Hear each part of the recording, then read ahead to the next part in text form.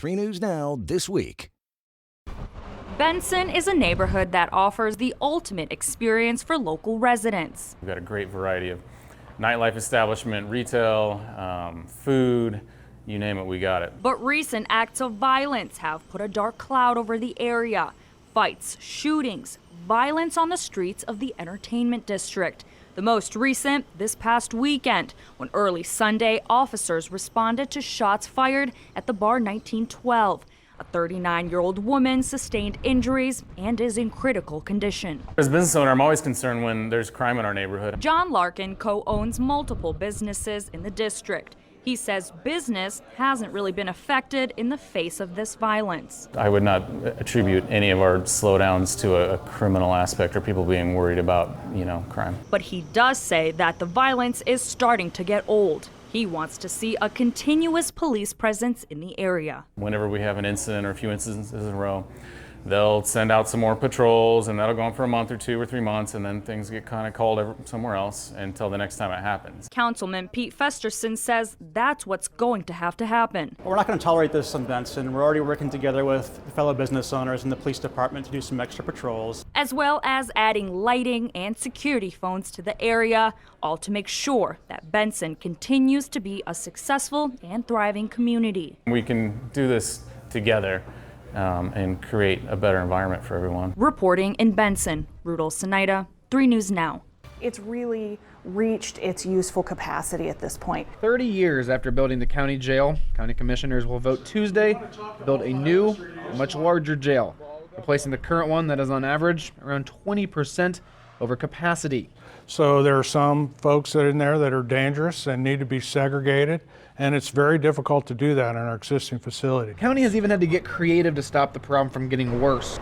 Right now, over 200 would-be inmates are in alternative programs like diversion or work release. Everyone that can be out of jail at this point is, but we still, it hasn't solved our overcrowding issues. On top of that, they ship some inmates to other counties, such as Douglas, or even taking them as far as Kearney. County jail overcrowding isn't just limited to Sarpy, so we're having to go further and further and further out. Now, if passed, the jail wouldn't be going far, being built in the parking lot here, right next to the current facility.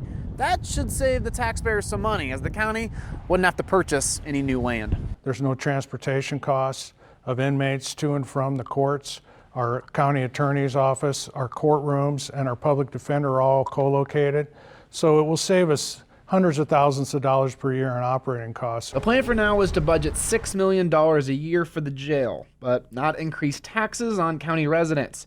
Chair of the county board, Don Kelly, says they're able to avoid a tax hike because the county continues to grow at the fastest rate in the state. With that growth comes increased tax revenues, and we have earmarked some of that growth in tax revenue to help pay for the jail. Jen, we are just 4 months out from the Iowa caucus, the first caucus across the U.S. Unlike most of his competitors in the primary, Bullock has little name recognition. Therefore, his campaign strategy differs from the rest. There are 105 days, not that I'm counting, between now and His name isn't at the top of most charts. However, a poll released by Emerson Polling shows Montana Governor Steve Bullock in 6th amongst Iowa voters, outpacing many of the other 2020 presidential candidates, beating him in those national polls. I've been able to convert those voters already. And also, we got a lot of rural areas in Nebraska and Iowa. Democrats don't always compete well in those areas. I can compete real well in making that connection with folks, urban and rural. The Iowa caucus is less than 4 months out on February 3rd. Monday, Bullock wasted no time with potential voters, talking to a crowd at the Council Bluffs Library. I want to see everybody I possibly can, whether I agree with them or not.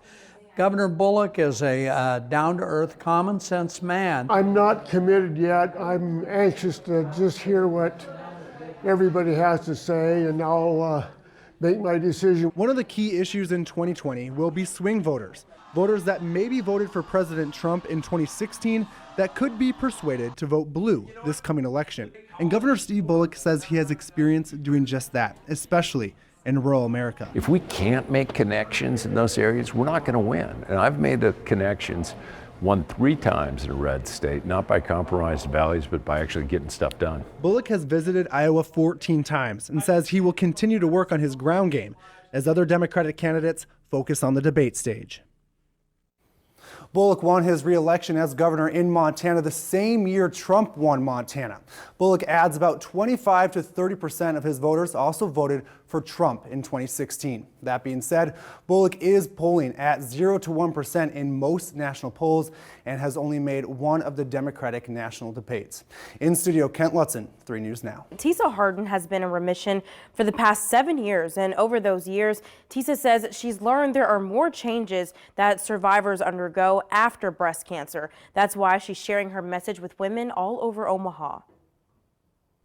At first glance, Tisa Harden Partridge looks healthy. I just kind of knew in my heart that that would happen to me. But the middle school security guard says her healthy lifestyle didn't stop her from developing breast cancer back in 2012. I think my body was prepared for it.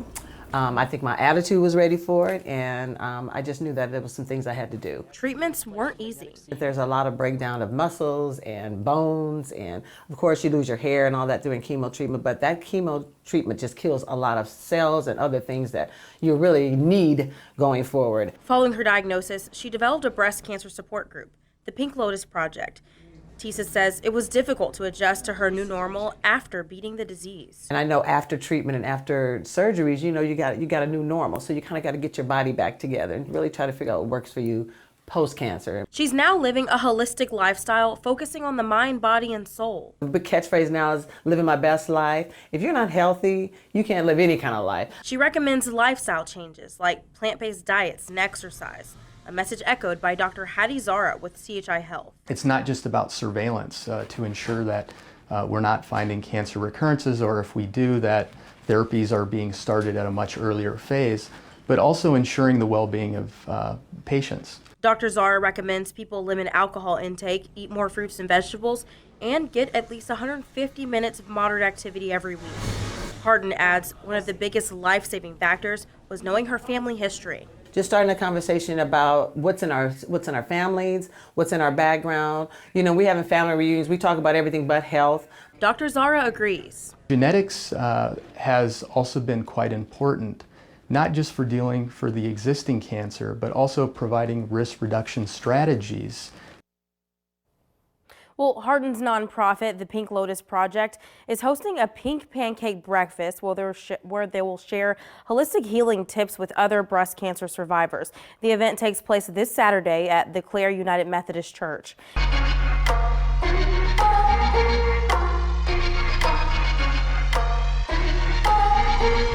Up until a year ago, Chelsea Dembinski wasn't the biggest fan of working out. I wasn't one to work out and never really enjoyed going. She never really had the time to go to the gym. My husband is an Omaha police detective in the gang unit, and he's also a part of the SWAT team.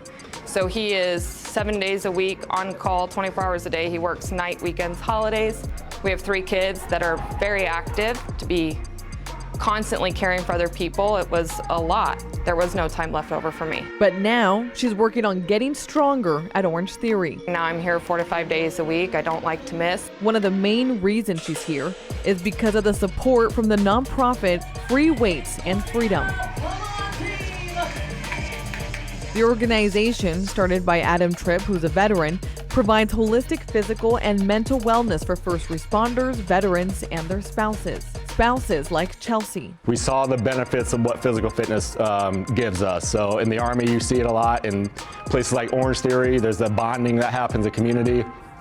And we felt like physical fitness does more than just help your physical wellness, it's a total well-being. All right, kids, you have one more increase. Through its Respond Stronger grant initiative, the organization provides a year-long paid membership to the recipient's gym of choice. We had over 60 applicants in 3 weeks back in January, and I was really surprised, honestly.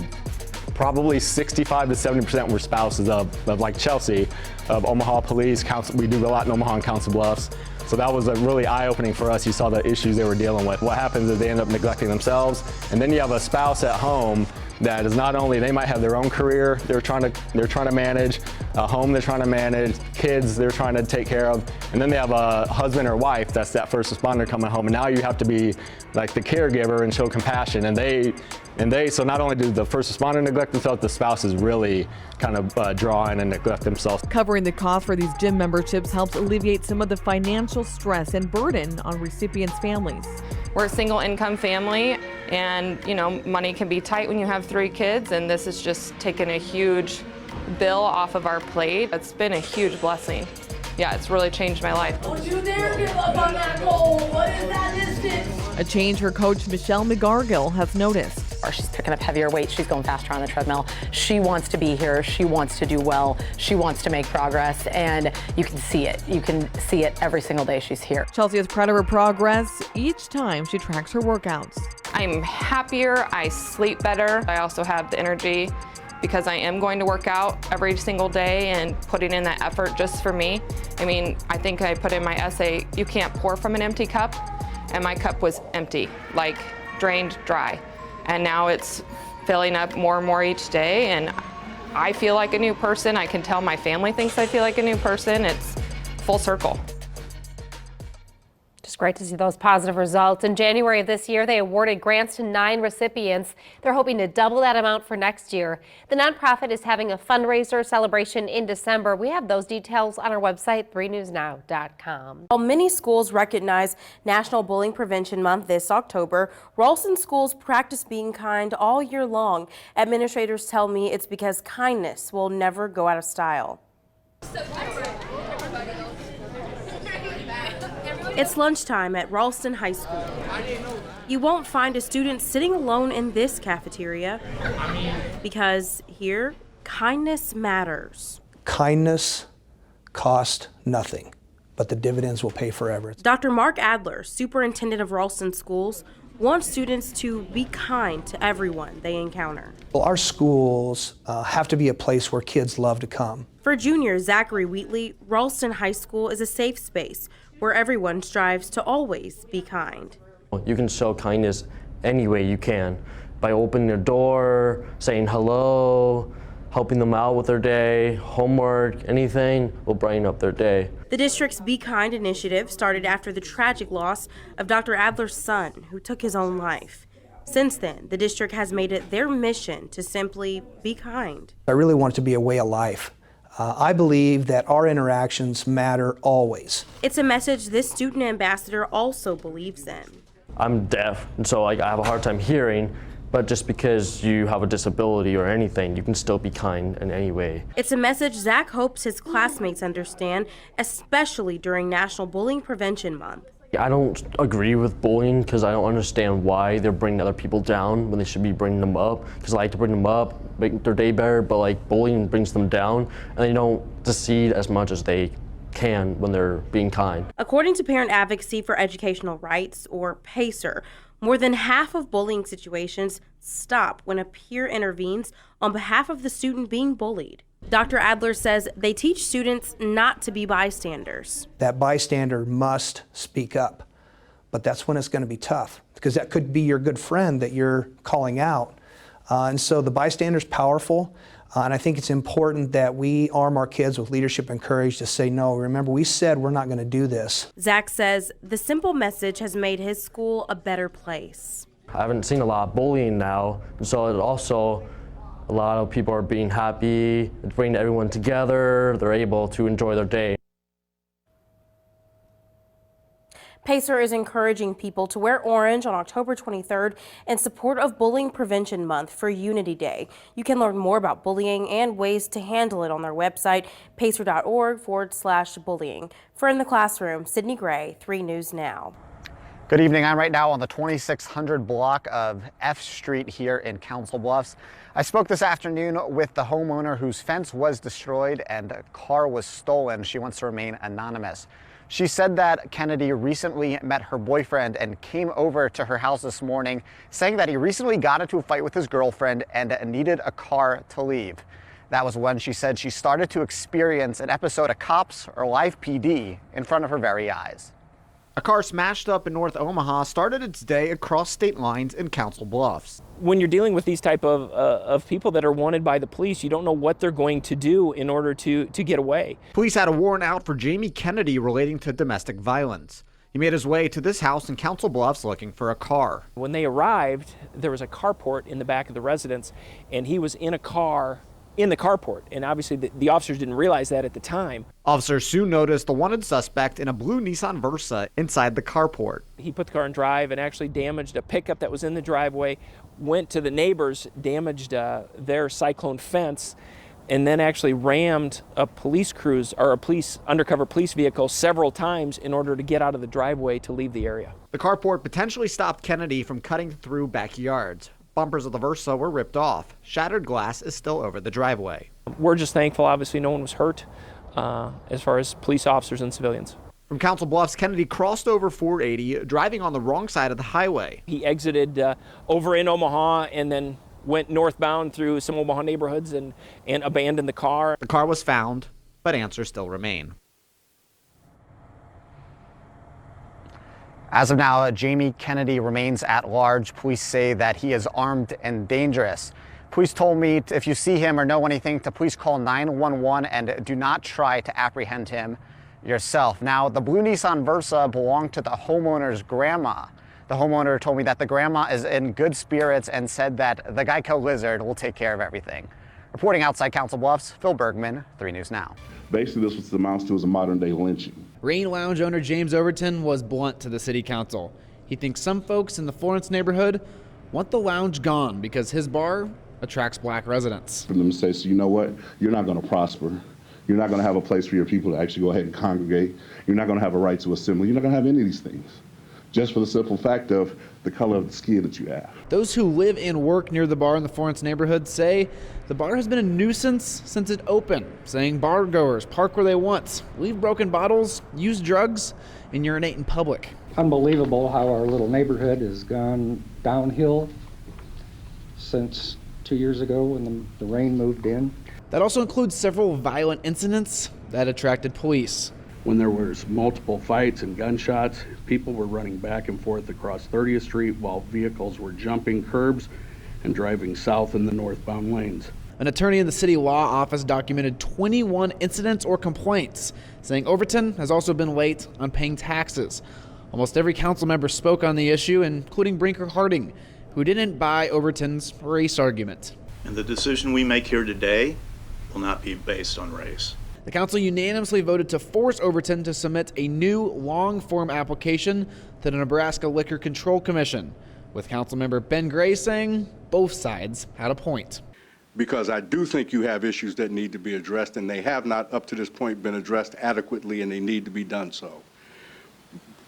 But let's add to that, let's don't dismiss issues of race. Reporting in Omaha, John Kipper, 3 News Now. September 2018, a family living in this Louisville home wasn't feeding their twin preemie infant daughters or getting them the proper medical care. When they finally take 6-month-old Samantha Cretina to Children's Hospital, doctors realize the child is severely malnourished. She later dies from a bacterial infection she couldn't fight off because of her condition. Her parents, 24-year-old David Cretina Jr. and 21-year-old Cassandra Cretina, are sentenced to 5 years probation for pleading guilty to 2 counts of felony child neglect.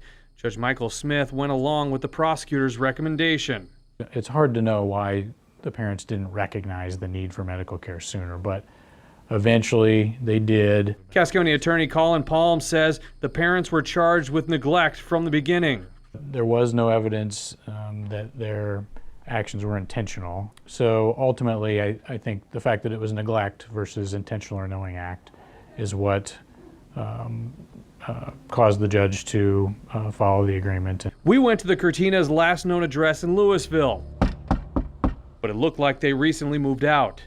They are still caring for 2 of their other children, and in September were granted custody of the other twin, Charlotte, who has gained a lot of weight since then. Why are they still allowed to have children after the guilty plea to 2 counts of felony neglect?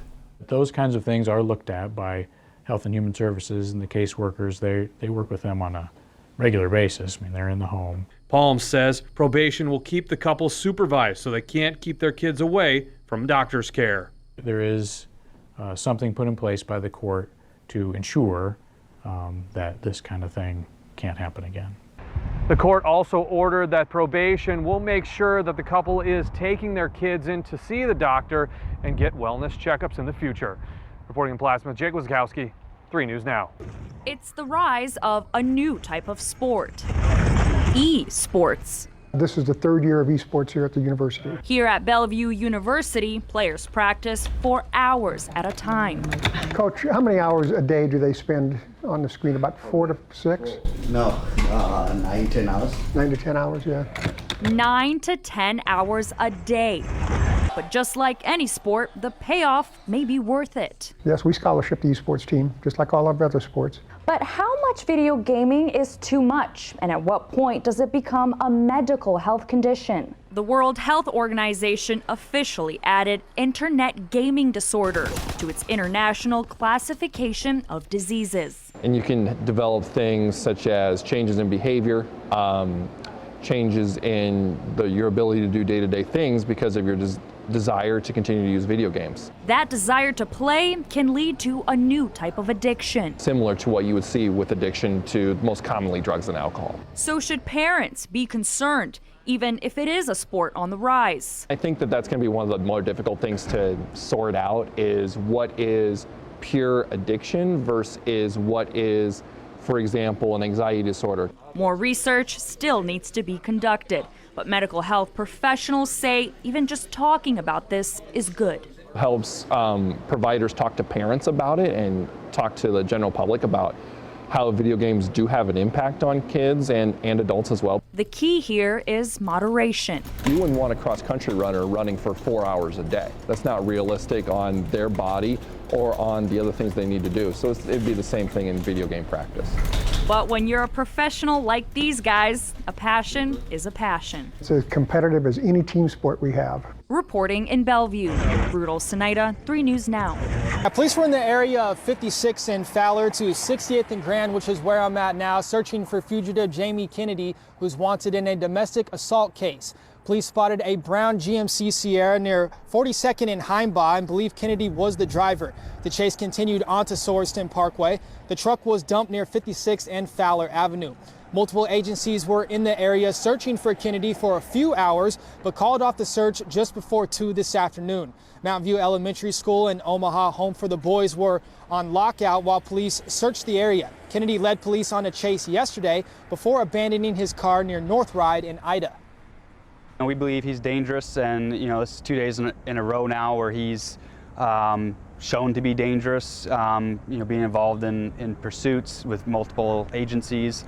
Makes you still be afraid to be out or afraid to be in the house too, because if he's desperate now, you don't know what can happen. Again, Kennedy is believed to be armed and dangerous. As of now, police have not been able to locate him. If you have any information on his whereabouts or any other information on him, you're advised to contact Omaha Crime Stoppers. Reporting in Omaha, John Madden, 3 News Now. Out with the old and in with the new. And according to some residents, it's out with convenience and in with garbage bins that are much too large. Having 2 96-gallon carts in our garage, I don't think we have room for them.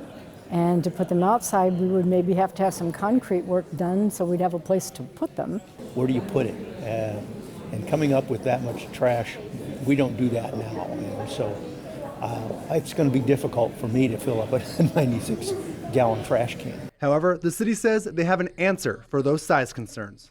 2 96-gallon trash bins like this will be issued to each household. But if you find this option too big, after a 90-day trial, you can switch to this option at 48 gallons. But we really wanted them to try it for 90 days first, because with our pilot, what we found is most people that used them and they got used to them, they liked them. In August, the city of Omaha awarded their 10-year solid waste contract to FCC Environmental out of Spain. The contract is worth about $24 million a year, with increases every year. And Mayor Gene Stothert says it won't fall on the taxpayers. It's $10 million a year more than we pay currently. And we feel like by carefully managing the budget and prioritizing the budget that we can pay for that, and we will without a tax increase, because I don't support increasing taxes. Each household will receive 2 of the new carts, one cart for combining garbage and yard waste, and the other will be used for bi-weekly recycling pickup. You have some time until you'll receive those new carts. The waste contract doesn't begin until 2021. In Omaha, Kent Lutzen, 3 News Now. The other top story today is a homicide in the Old Mill area. Senior reporter Jake Wasikowski is live at the scene with the latest information on this case. Jake? Well, Jennifer, the parking lot behind me was almost completely empty when somebody called 911. Police arrive and find a woman dead inside her vehicle early this morning. A startling sight for people showing up to work in the business park at 108th and Mill Valley Road. At about 4:30 Wednesday morning, police find 41-year-old Andrea Georgeson dead and believe she was murdered. People that work in the area say when they arrived, the vehicle was still running, lights on, and the door was open. What happened? Well, it was kind of scary. You know, in the beginning, I didn't know what was going on. You know, I thought maybe the gas station was robbed again. No, it's sad. I feel sorry for that lady. We kind of said a prayer in here because you don't know the circumstances, and yeah, it's a sad deal. Georgeson's car was in the parking lot of Midlands Testing Services, Inc., who does drug and alcohol testing. A person there said they're cooperating with police, but didn't comment further. As to why she was in the area or what may have happened that led up to this? I don't have any of that information at this point. That is still part of the investigation right now. Georgeson's family told me she lives in Omaha and had just started a new job. On behalf of the Georgeson family, I'd just like to say that we know it's just about as much as anybody else does that my sister Andrea was found in her car deceased this morning, and that we just ask that everybody please respect our privacy and that your thoughts and prayers are welcome. No suspects have been identified. It's still unclear why this 41-year-old was murdered and left alone in her car. Now, if you have any information on what happened here, police want to know. You can call them at 444-7867. You may be eligible for up to a $25,000 cash reward. Reporting in Old Mill, Jake Wasikowski, 3 News Now. Just over 2 months before the next legislative session, members of the Nebraska legislature say they're ready to tackle the biggest issues facing the state. Time that we step away from the meeting tables and we start to take some action. Now, despite a heavy push, senators were unable to pass any substantial property tax reform this past year because they ran out of time. One way to solve that problem, according to Senator Anna Wishart, is as soon as they come back to the Capitol in January, to begin working on property taxes. We need to stop having tax discussions at the end of session in the last 3 weeks. We are exhausted. A lot of us have burnt our political capital, and so it's not a great time to do major reforms. One bill that will be a heavy focus in 2020 would give financial incentives to businesses that create jobs in the state.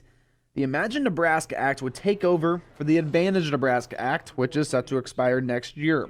This past session, rural senators walked away from the new bill after not passing property tax reform. If it did expire, Nebraska would be the only state without a business incentives package. So if we don't renew our tax incentive policy, we're sending the wrong message to business innovators that we're not ready for them to come to our state. Well, those two issues were the hot topics at the Nebraska Chamber breakfast in Lincoln. That wasn't all that was brought up. Senator Kate Bowles is pushing a bill to up the pay of senior prison staff, and Senator Wishart wants the state to take steps to reduce the prison population. We're dealing with population crisis. Why are we warehousing people?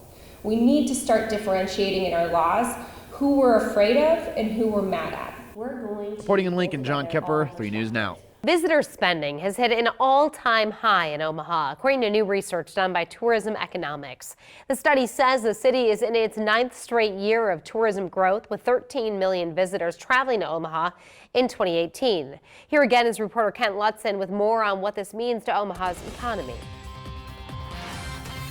When going on vacation or a business trip, most people tend to spend their money at the local hotspots.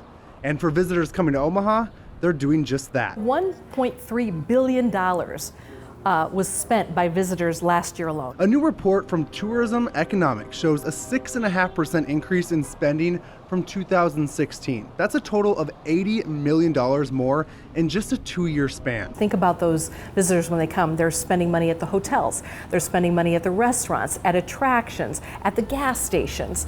It really impacts our local economy. They're importing cash. According to this economic research, half of every visitor dollar spent is on eating, drinking, and shopping. This, of course, impacting local businesses. And some owners in Old Market couldn't agree more. We had a great summer, and it's continuing through October. Normally, October might be a bit slow, but not this October.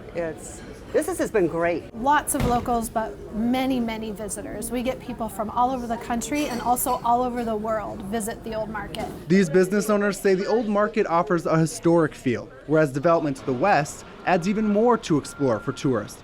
And Visit Omaha agrees. All of these entertaining neighborhoods like the Old Market and Benson and Blackstone add to the visitor experience. So the more development in our neighborhoods, especially that we can do, the better for tourism. Ward says the private industry backs these tourism numbers as well. She says the city will see another 1,000 hotel rooms go up in the Omaha market next year. Visit Omaha says research from a few years ago highlighted the first stops people are making when visiting our city. The top 3 are the zoo, Old Market, and the Bob Carey pedestrian bridge. Jenny, the scene is pretty much shut down here tonight. However, police are still waiting to remove a stolen motorcycle in the garage where they actually cornered Kennedy. Now, I was told by police that that stolen motorcycle was from a former veteran. I'm going to step out of the scene here so you can kind of get an idea of the area where they took him into custody. Kennedy was wanted in a domestic violence case and has been on the run from police since Sunday. Earlier today, he led Omaha police on a chase near 42nd and Heimbach. The pursuit continued on to Sorensen Parkway. The truck was dumped near 56th and Fowler Avenue. Multiple agencies searched the area for a few hours, but called it off just before 2 p.m. Mountview Elementary School and Omaha Home for Boys were on lockout while police searched the area. Yesterday, Council Bluffs made contact with him at a home in the area of 26th and Avenue F. Police say he rammed an officer's squad car multiple times before getting away. His car was even seen going the wrong way over the I-480 bridge into Omaha. Authorities later found his car near Northridge and Ida Street in Omaha earlier today, but no sign of Kennedy. Again, police have taken Jamie Kennedy into custody tonight. They are taking him to Douglas County Corrections, where he will be booked of his warrants and other charges. Again, Jamie Kennedy is in custody tonight. Live in Omaha, I'm Kent Lutzen with 3 News Now.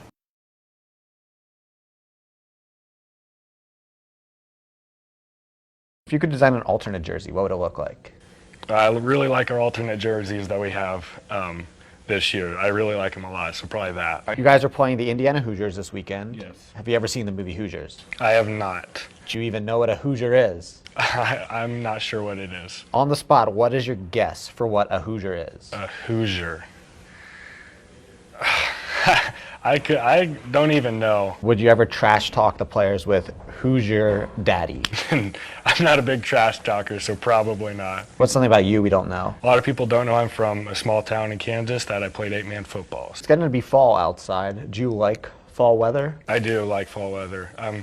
I like the colder weather. I'm not a big fan of the summer. Are you a pumpkin patch or jump in the leaves type of guy?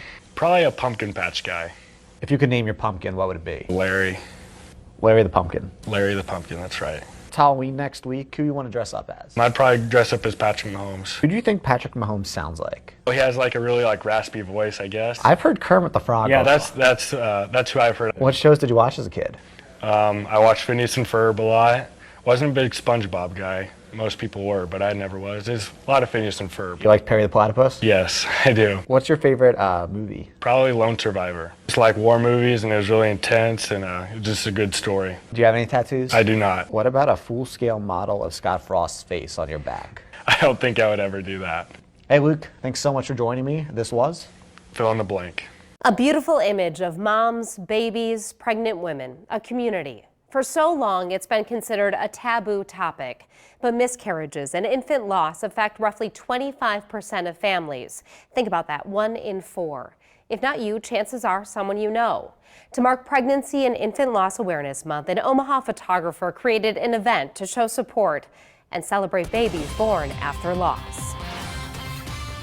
On a day when the sun was shining after the rain, nearly 100 moms and their families came together at Walnut Creek Park in Papillion. It can be a pretty lonely feeling, but then when you meet a community like this and you know that you're not alone. Kristen Burns had been at this photo shoot before. This year, 7-month-old Nolan joined her. You'll know your brother even though you didn't know him in person. Bryson was there too, in their hearts. We were told he probably wouldn't survive pregnancy, but he did. And we had 7.5 months with him. These families, dressed in white with pops of color and light, came out for free family photos. On our drive here, and she was about to fall asleep, and I just looked at her and I was so thankful for her. And it's still pretty surreal that we're here. We never thought that we would have any living children. Jennifer Summer runs a nonprofit called Healing Embrace. We had 3 losses, AJ, Joy, and Grace, and it was through the loss of our kiddos that we found that our community just really needed a place for support and for healing. This event came to be thanks to the woman behind the camera. Good, one more. Uh-oh. Good. A personality as colorful as the children in the photo. Uh-oh. Ray Ray, I need to see some smiles. Uh-oh. Here we go. Oh, Teddy, where's that smile? Ray Ray, look up. With a story. I have had miscarriages myself in the past. Of her own. When I was younger and I was going through that, I didn't have these resources. They weren't available to me. I didn't know anybody else. With my family, it wasn't something that was really talked about. Penny Lane has worked to change that for others. These are for moms that have experienced a loss either through pregnancy or have lost a child and then have gone on and had a rainbow baby, which is a baby that is born after the loss, so the rainbow after the storm. And in these photos, Penny Lane provides the gowns. Some women are still pregnant with their rainbow babies, others recently gave birth. Remember their babies and know that they're not lost, they're not forgotten. We're here to talk about them, to keep their memories alive and to celebrate their lives no matter how short or how long. Bonding over a dark time and sharing the rays of light in their lives. And now we get to be here surrounded by other mamas who traveled this journey together, and it's a huge joy. Mother Nature did not create a rainbow in the park that day. On this day, the beauty came from the nature of mothers. And this was the 4th year for the photo shoot and the biggest turnout. Penny Lane plans to continue doing it year after year. Well, you are never too little for Halloween. That's what Nebraska Medicine says. Look at these photos. No, really, come to your screen, look at these. Nebraska Medicine shared these with a caption, "Take a look at the costumes created for patients in our newborn intensive care unit by current and former NICU nurses." Awfully cute and so creative. They wrote, "Thanks to the March of Dimes, Nebraska and Western Iowa for helping with a party for our tiniest and mightiest patients and their families." Oh my goodness, precious. How sweet. The roads have been a dangerous place this year in Sarpy County. We've had a larger than normal number of fatality crashes in Sarpy County this year. We're sitting at about 21 fatalities, 10 of those being minors. The population in the county is growing, and that makes for a busy community, busy streets. Now when your roads are at capacity and you have the speeding, the failure to yields, all those we're starting to see the things align where we get those tragedies. So a Sarpy County task force specifically dealing with traffic safety was formed. The goal is simple: safety, to prevent crashes, which could prevent fatalities. Getting people to slow down, start obeying stoplights, yielding to pedestrians and crosswalks. Officers were out Thursday for the 2nd time as a task force, and not in secret. They posted their locations online, making people aware of their presence. We don't want to be secretive about what we're doing. We want people to know we're out here. We want them to be aware of what they are doing. We went on a ride-along to see exactly how it's being done.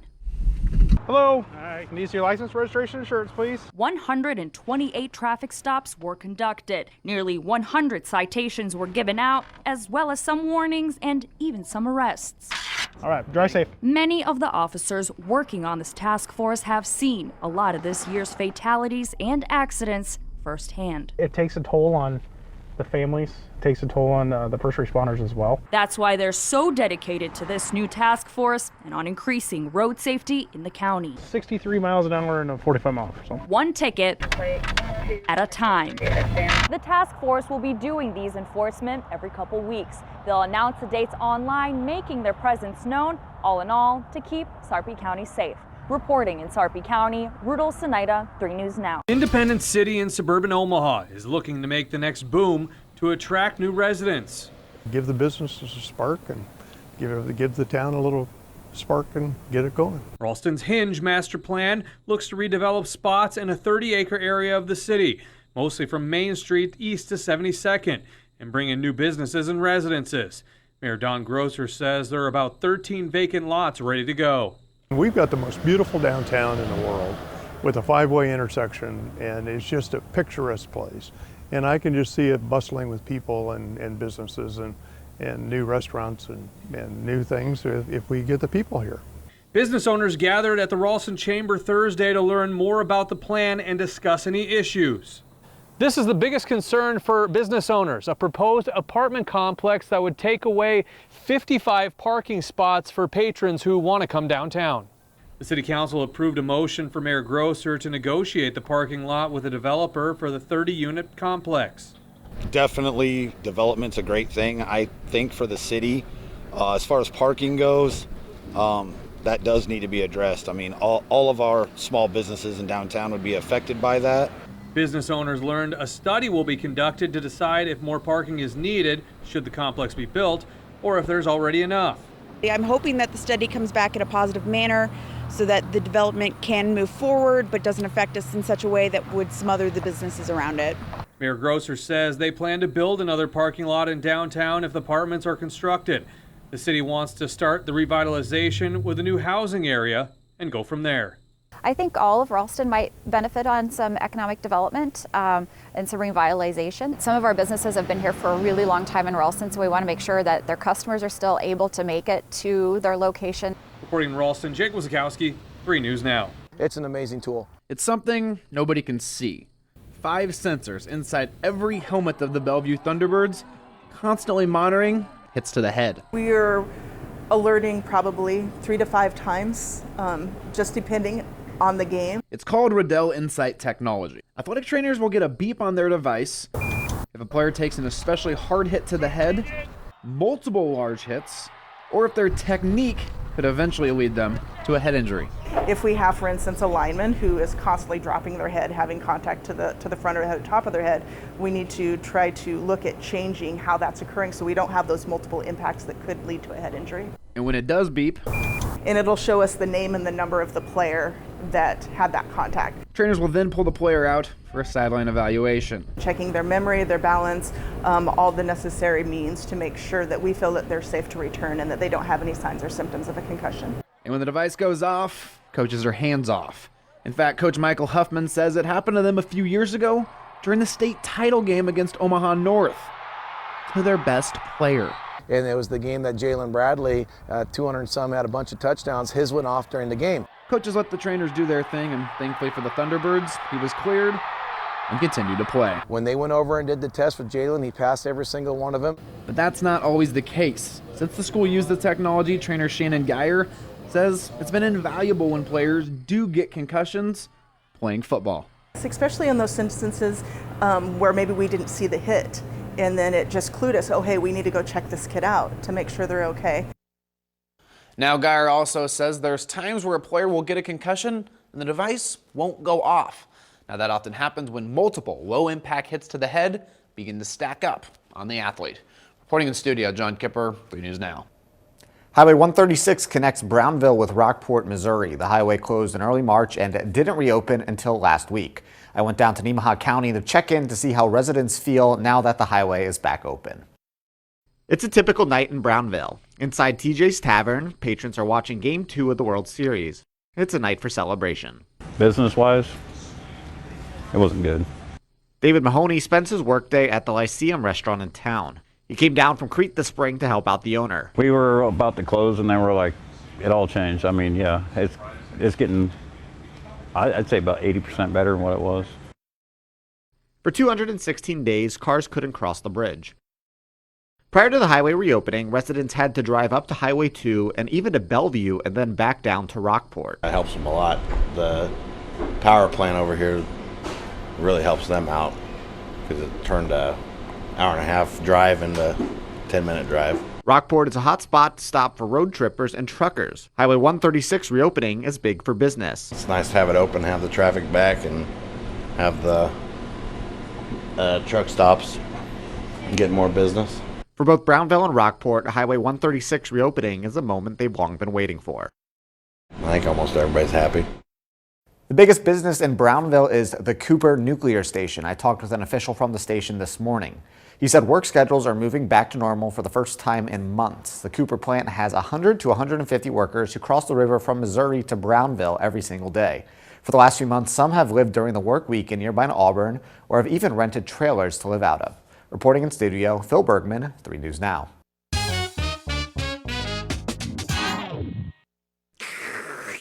We crossed the river into Council Bluffs to visit Mo Fish, a place known for its local fish that will leave you wanting mo.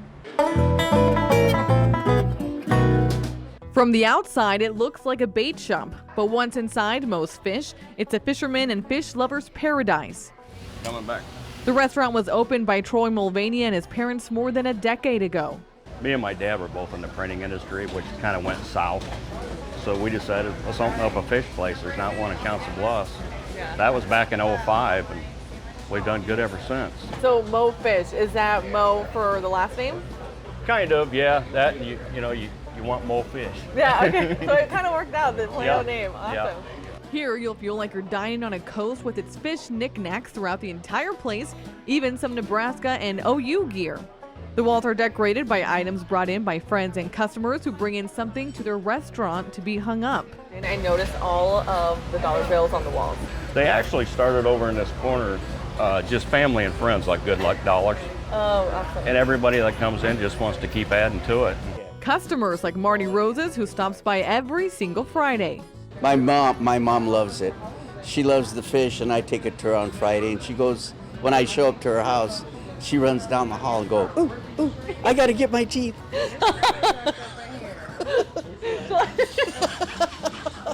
Well, decide to see. She's 95, so. Oh, still take her food every Friday. Yes. You know, I think there's a lot of people come here. They come from way out in Omaha, too, to eat here.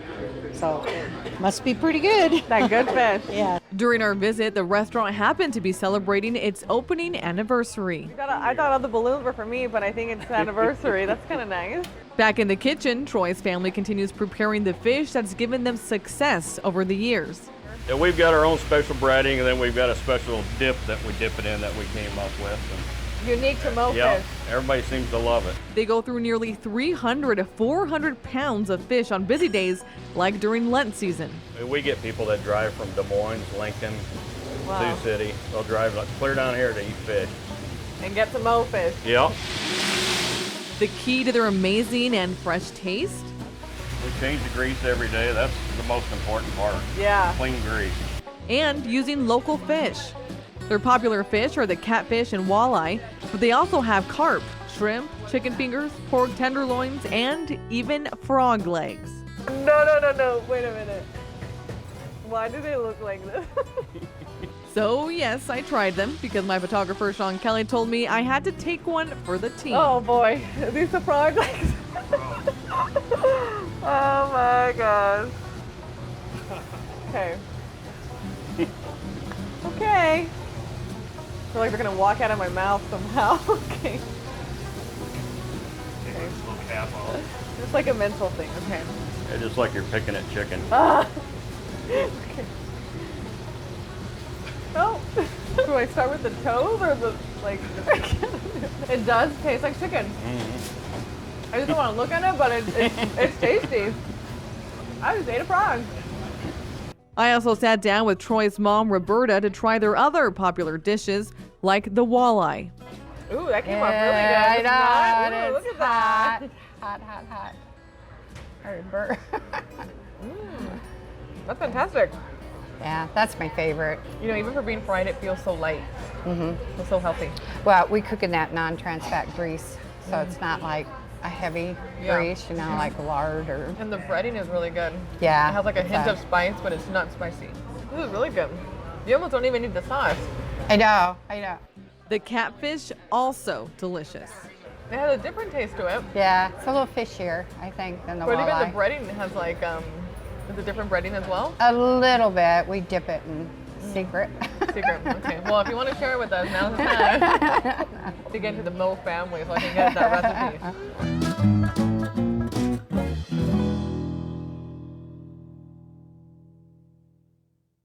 Those prices are as good as those frog legs too. If you want to check out Mo Fish, you can find it in Council Bluffs near Nash Boulevard and North 24th Street, just south of I-29. It's open Tuesdays through Saturdays, and the hours are on your screen. Now at 6, state representatives want answers about why the prison system can't hire or keep corrections guards. Good evening, I'm John Madden in for Jennifer Griswold. The Department of Corrections says they're on emergency staffing, so guards have to work 12-hour shifts, so they're increasing hiring bonuses. Senior reporter Jake Wozakowski looks at why and if lawmakers think bonuses are the solution. A prison lockdown not necessarily for violence. Major staffing issues is stopping inmates from being allowed visits, taking away rec time, and keeping them in cells about 3 hours longer a day at Nebraska's 3 largest prisons, the State Pen, Tecumseh, and LCC. Director Scott Frakes declares a staffing emergency since guards are quitting because they have to work a lot of overtime and the job demands are too much. Friday, he faces the State Judiciary Committee. Over the last 7 months, NSP has experienced increased turnover, losing 70 protective services staff. Vice President of the State Fraternal Order of Police, Matt Barral, says enough is enough. He says state prison officers are paid $2.50 an hour less than officers at the Douglas and Sarpy County jails. He adds the safety of prison guards is being put at risk and they're being assaulted, targeted by prison gangs. Now they're required to bring in the National Guard because they just don't have enough corrections officers. And this has been time and time again where they're slapping a Band-Aid on an arterial bleed. Frakes says a $10,000 bonus is being offered to new hires, but it will be spread out over 3 years. For the new hire, you are competing against the county jails. Not really. I know that's the mythology, but it's not really true. I don't know how you get there without bumping up the hourly rate so that you can compete in the labor market and bring people in. I don't know how these bonuses get that done. Senator Ernie Chambers worries making inmates stay in their cells longer, taking away visits and rec time, could lead to more attacks on each other and the staff. That would result in the type of pressure that would manifest itself in discipline problems. Frakes says he hopes to lift the emergency staffing declaration and get rid of those 12-hour mandatory shifts in less than 6 months. Reporting in Lincoln, Jake Wozakowski, 3 News Now. You drove by 72nd and Dodge overnight? Couldn't miss them. At any given time, from 9 p.m. to 5 a.m., a dozen people were standing on the sidewalk, waving signs and braving the chilly weather. Homeless people deal with this every night. It's cold out here, they don't have a place to go. And it's just interesting to put myself in that place where I don't have a place to go. First time, I stayed though, it was rough. Trying to stay up till 5, but over time, you get used to it. You know, we try to entertain ourselves. Despite being cold and groggy, the group stayed upbeat and seemed to be actually having fun. And sometimes you even forget that it's cold because we'll start dancing and singing and just having fun with each other, so you just forget how cold it is out here. But the reason they're all standing on the street corner is quite serious. About 2,000 people are left homeless in Omaha every single night. So they do what they can, collecting food, clothes, and money. At the same time, hopefully reminding those with roofs over their head that there are plenty in town who don't have that luxury. When there's a surge of wealth, there's also a surge of poverty in addition to that. So I think it's important that we're reminded that we're all in this together. Now they picked this spot on 72nd and Dodge for a reason. One, it's close to UNO, but also it's a very busy intersection, so they can try to recruit people to donate to their cause. I'm getting them. I'm in their grill. I know some of them think they might hit me, so they're kind of gripping their steering wheel kind of tight, but it's all good. And there was a lady, I'm pretty sure she bought out the whole travel section with toiletries and stuff, and she came by and dropped her stuff off. By the end of the night, homeless folks will certainly have more food and clothing. Those collecting the goods are eventually hoping for a more long-term solution. I mean, ultimately, we shouldn't have to do this every year. Reporting in Omaha, John Kipper, 3 News Now. That's a cool event. The Sleep Out for the Homeless is the largest community service project the fraternity does all year. A prison lockdown not necessarily for violence. Major staffing issues is stopping inmates from being allowed visits, taking away rec time, and keeping them in cells about 3 hours longer a day at Nebraska's 3 largest prisons, the State Pen, Tecumseh, and LCC. Director Scott Frakes declares a staffing emergency since guards are quitting because they have to work a lot of overtime and the job demands are too much. Friday, he faces the State Judiciary Committee. Over the last 7 months, NSP has experienced increased turnover, losing 70 protective services staff. Vice President of the State Fraternal Order of Police, Matt Barral, says enough is enough.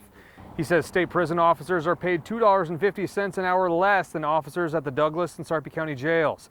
He adds the safety of prison guards is being put at risk and they're being assaulted, targeted by prison gangs. Now they're required to bring in the National Guard because they just don't have enough corrections officers.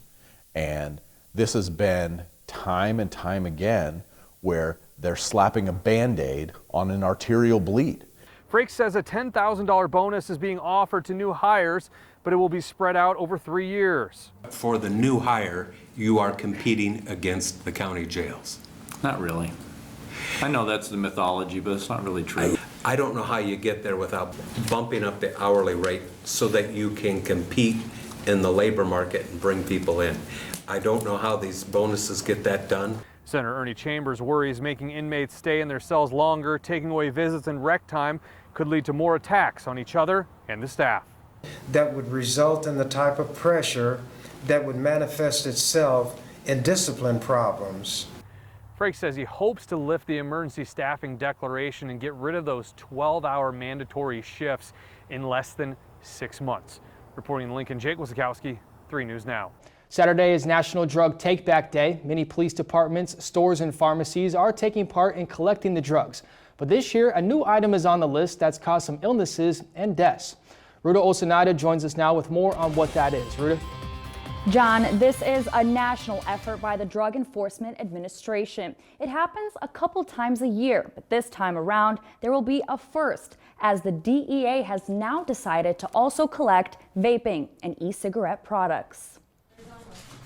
As drug problems are on the rise across the nation, the DEA is hosting another round of Drug Take Back Day. Because of the growing opioid crisis and now the upcoming vaping threat and trends, we are collecting the medications to get them out of the hands of our children, out of the hands of abusers and users. This anonymous drop-off process keeps drugs out of the wrong hands. Well, and especially, if you've got a couple different things laying around and kids are just curious and they don't know how things interact. Residents can drop off anything from prescription to over-the-counter medications, even vitamins. But the list of things you can hand over is growing. So we are collecting the vaping pens and the e-cigarette devices. Illegal and black market vaping liquids are helping fuel a dangerous outbreak of vaping-related illnesses across the country. The young people, older people, I kind of know people from all age groups that are vaping. The DEA is hopeful they can slow down the number of illnesses by collecting the liquids and even actual vaping devices. Minus the batteries, so please take those batteries out before you bring them to us. One drop-off location for Saturday will be the Hy-Vee on 156th and Maple. Thank you. You have a great rest of your day. You can also drop off at different police stations around the state. Hy-Vee has also announced that they will install permanent drug take-back receptacles in all 276 of their locations by November 7th. So I think it gives a good place to kind of dispose of those if you're looking to get rid of them, other than just kind of tossing them. Stay connected at 3newsnow.com.